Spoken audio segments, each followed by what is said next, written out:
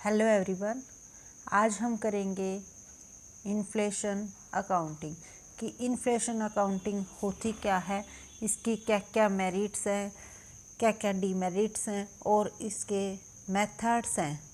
Generally किन methods को inflation accounting के लिए यूज़ किया जाता है। तो सबसे पहले हम इसका मीनिंग क्लियर कर लेते हैं कि इसका मीनिंग क्या होता है।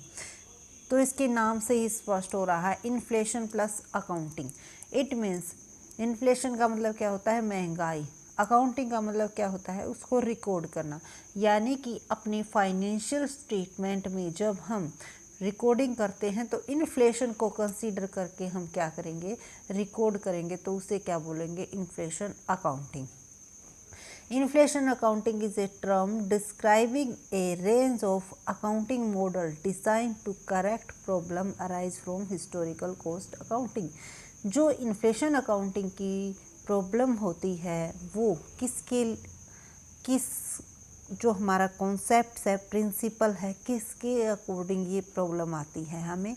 तो जो हमारा हिस्टोरिकल कॉस्ट को कॉन्सेप्ट है वो क्या कहता है कि कोई भी चीज़ हमने जिस रेट पर परचेज की है, यानी कि जो उसका हिस्टोरिकल जो उसकी कॉस्ट है, जो उसकी वैल्यू है, उसी पर हमें क्या करना चाहिए, उसी को रिकॉर्ड करना चाहिए और उसी पर डेप्रिसिएशन लगाना चाहिए।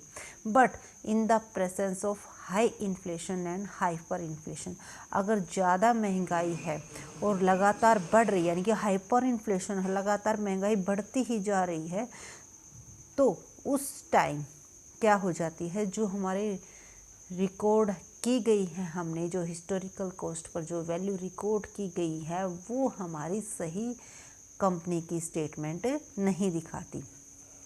तो इससे हमें क्या समझ में आया कि जो इन्फ्लेशन अकाउंटिंग है वो उसकी जो प्रॉब्लम है वो किस लिए अराइज हो रही है, क्योंकि हिस्टोरिकल कॉस्ट अप्रोच को यूज़ करते हैं। तो उस वजह से हमें क्या करना चाहिए, फिर इन्फ्लेशन अकाउंटिंग के मेथड्स को यूज़ करके अपने फाइनेंशियल स्टेटमेंट्स में चेंज करना चाहिए। Inflation accounting is a special branch of accounting. ये क्या है, एक ब्रांच है किसकी, अकाउंट्स की, which is used during inflationary period for show the accurate financial status of the company. जो कंपनी के एक्यूरेट फाइनेंशियल स्टेटस को शो नहीं कर पाती। क्यों नहीं कर पाती, क्योंकि वहाँ पर जो रिकॉर्ड की गई हैं, मान लो कोई एसेट्स हमने परचेज की थी 2001 में, उस टाइम उसकी वैल्यू थी 2 लाख, बट 2021 में भी हम उस एसेट्स को यूज़ कर रहे हैं, तो अब भी उसकी वैल्यू, हम उसे परचेज करने जाएंगे तो वही वैल्यू नहीं मिलेगी। महंगाई इतनी बढ़ गई है कि जो चीज़ उस टाइम 20 रुपए की मिलती थी अब वो 80 की 50 की हो चुकी है, यानी कि कई परसेंटेज गुना क्या हो गया है, हर एक चीज़ की प्राइस इंक्रीज़ हो गई है। तो इससे क्या है, वो एक्यूरेट फाइनेंशियल स्टेटस जो कंपनी का है वो पीछे वाला रिकॉर्ड शो नहीं कर पाएगा। It is an accounting process which adjusts the company financial statement with respect to the current price index for depreciate a fair value of the company।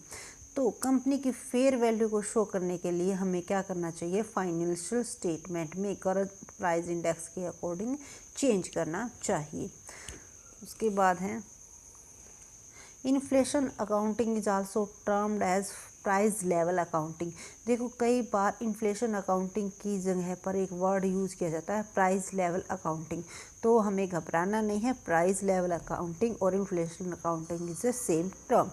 This branch of accounting help in countering all issues arising from historical cost accounting in times of inflation and hyperinflation। वही बात है कि historical cost accounting की वजह से ये क्या हो जाता है, ये इशू अराइज हो जाते हैं जब क्या आता है, इन्फ्लेशन या हाइपर इन्फ्लेशन की सिचुएशन आती है।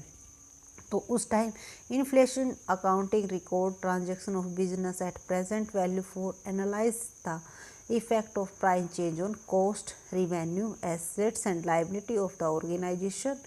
इसमें क्या किया जाता है, इन्फ्लेशन अकाउंटिंग जितनी उनकी जो प्रेजेंट में वैल्यू है उसको एनालाइज किया जाता है और उसके इफेक्ट को हम किस में, कॉस्ट, रिवेन्यू, एसेट्स और लाइबिलिटी में क्या करते हैं, चेंज करते हैं। Current cost accounting and current purchasing power method are two primary method of inflation accounting. देखो इन्फ्लेशन के वैसे जनरली 4 मेथड को यूज़ किया जाता है, बट ये जो 2 मेथड्स यहाँ पर नाम दिए हैं ये क्या है इसके प्राइम। 4 मेथड कौन कौन से हैं? Current purchasing power technique, replacement cost accounting technique, current value accounting technique, current cost accounting. ये क्या है इसके 4 मेथड्स है। क्या निकालने के? इन्फ्लेशन अकाउंटिंग या प्राइस लेवल अकाउंटिंग कैलकुलेट करने के। ठीक है, इन मेथड्स को हम करेंगे नेक्स्ट वीडियो में। अब देख लेते हैं इन्फ्लेशन अकाउंटिंग की एडवांटेज और disadvantage. Advantage of inflation accounting. Inflation accounting की एडवांटेज क्या है? तो सबसे पहली और सबसे मेन तो यही है फेयर वैल्यू, कि अगर हम इन्फ्लेशन अकाउंटिंग के अकॉर्डिंग कोई भी अपने फाइनेंशियल स्टेटमेंट को तैयार करते हैं, रिप्रेजेंट करते हैं, तो वो फेयर व्यू शो करेगा, क्योंकि वो अब जो हमारा डाटा है उसके अकॉर्डिंग कंपनी की वैल्यू को बता रहा है। उसके बाद एक्यूरेट डेप्रिसिएशन, बिल्कुल बात सही गई है, क्योंकि इसके अकॉर्डिंग हम एक्यूरेट डेप्रिसिएशन लगाएंगे और हमारी वो डेप्रिसिएशन की वैल्यू इतनी हो जाएगी कि उसे हम दूसरी मशीन के लिए क्या कर सकते हैं? रिप्लेस कर सकते हैं।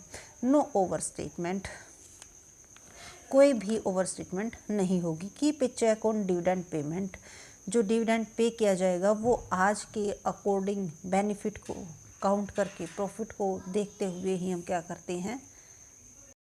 उसको देखते हुए पे करेंगे। True and fair balance sheet, जो बैलेंस शीट है हमारी जो शो करेगी वो ट्रू और फेयर रिकॉर्ड रिप्रेजेंट करेगी। रीजनेबल कंपैरिजन ऑफ प्रॉफिटेबिलिटी, अब हम क्या कर सकते हैं?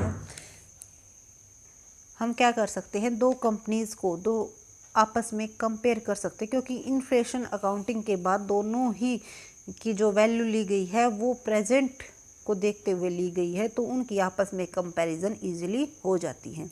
तो इन्फ्लेशन अकाउंटिंग की अब ये हो गई एडवांटेज के बाद। उसके बाद इसकी डिसएडवांटेज क्या क्या है?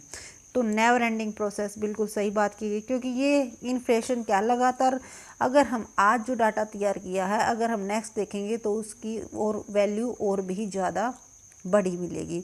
तो ये क्या है? प्रोसेस नेवर एंडिंग प्रोसेस है। कॉम्प्लिकेटेड प्रोसेस, बिल्कुल सही बात की गई है, क्योंकि कॉम्प्लिकेटेड है, कोई हर एक मार्केट का अपनी अपनी अलग अलग वैल्यूज़ होती हैं और हर एक का अपना अपना व्यूज़ होता है काउंट करने का। थ्योरेटिकल कॉन्सेप्ट, ये थ्योरेटिकल कॉन्सेप्ट है, अगर हम इसी बात को थ्योरली कहेंगे तो अच्छा लगेगा, बट इसे प्रैक्टिकली अगर इम्प्लीमेंट करने की कोशिश करेंगे तो बहुत ही डिफ़िकल्ट हो जाएगा। एक्सपेंसिव टेक्निक्स, ये टेक्निक भी एक्सपेंसिव है, क्योंकि सबसे पहले हमें उस चीज़ के हर एक चीज़ के प्राइस को देखना पड़ेगा, फिर उसके बाद उसके अकॉर्डिंग अपने फाइनेंशियल स्टेटमेंट को तैयार करना पड़ेगा, तो उससे क्या है? बहुत ही ज़्यादा पैसे खर्च हो जाएंगे। सिचुएशन इन डिफ्लेशन, और डिफ्लेशन की सिचुएशन में यह टेक्निक्स क्या नहीं करती? इम्प्लीमेंट नहीं होती। तो ये थी हमारी disadvantage of inflation accounting. I hope आपको क्लियर हो गई होंगी कि क्या क्या इसकी एडवांटेज हैं और क्या क्या इसकी डिसएडवांटेज हैं। So thank you for watching this video and please subscribe my channels. Next video में हम करेंगे इसके 4 methods. Thank you.